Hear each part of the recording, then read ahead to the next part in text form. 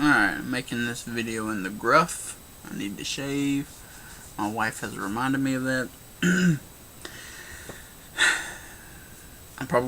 sure I won't be able to fit this in one video, but this is my summary video, my conclusion to the King James only debate.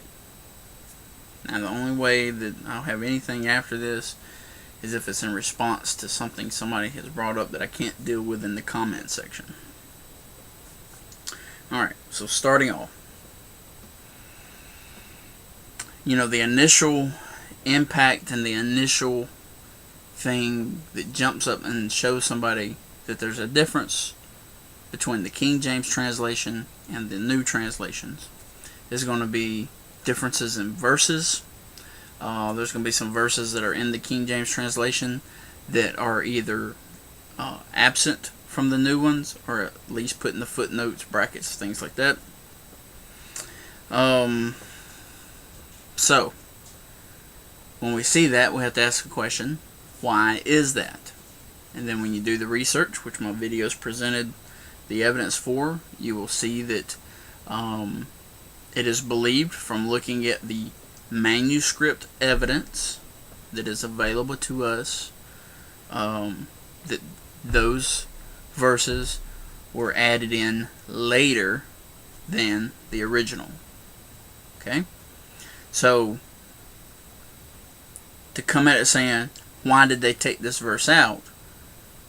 What the new translators and the scholars that are weighing the textual evidence, what they believe is the question should be, why was that verse added in?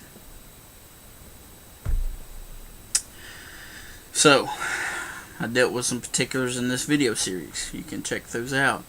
The second thing, the attitude that was present in men like Erasmus, Tischendorf, the King James translators, all these guys, were that they were wanting the most textual evidence available to them. And, of course, they did not live in the 21st century, so they didn't have computers, they did not have lightning fast media, they didn't have jets to fly on, to hop on a jet and fly down to so-and-so to check out things. So, what was available to them was much narrower, much fewer. But it didn't change the fact that when you look at their writings and their research, that they were seeking as much as they could get. Okay? Number 3.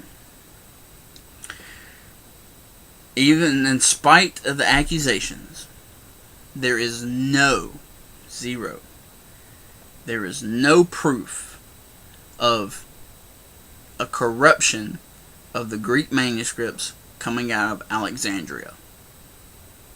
The accusation is thrown out there that Origen and his followers corrupted the Greek manuscript. However, there is zero proof to confirm that. And on contrary to that, men like Erasmus actually held Origen in pretty high standards when it came to the text and interpretation and so forth. Number 4. The argument that is ultimately always retreated to, that the King James translation is inspired. The evidence, the extant evidence is contrary to that.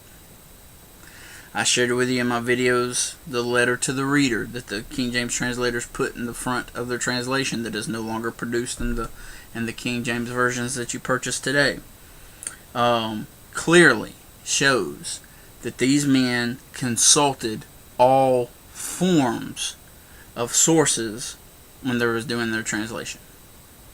Now, not with the Greek. With the Greek, they relied on the Textus Receptus. But they consulted other translations, foreign translations. They had to use a previous English translation as their basis. They never once claimed inspiration. None of their contemporaries claimed inspiration. it would be hard to claim Erasmus was inspired or Beza, and the fact that they actually, using then current textual criticism, if you will, it wasn't called that at that time, but that's what they were employing to decide the various readings at certain places in the text, and even at places that they did not have substantial evidence to the reading of a text, they formulated the reading to the text. And when they made those changes, because that's what it was a change from the Greek manuscript tradition, that nobody ever caught it, nobody ever challenged it, so it has found its way into the King James translation even today, creating differences between the New Translation and the King James. So I just have to get you to ask yourself, when you're looking at these evidence, if, in fact, that Erasmus back translated the last 6 verses of Revelation, plus some other places throughout the Scripture, because he did not have the Greek manuscript for that passage, and he simply went to the Latin Vulgate and translated it back into Greek, and many times he did so improperly, and that has found its way into the King James. Unless you hold that the King James was inspired, you have to admit that that creates an error. Now, is it an error that is creating false doctrine or challenging Orthodox Christian beliefs? No. But it is an error nonetheless.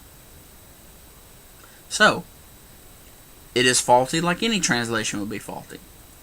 I would just go so far as to say, because of those instances and situations, that it is actually a little more faulty than the newer translations that have much better textual manuscripts to support various renderings at places.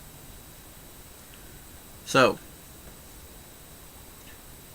do we follow the evidence, or do we think that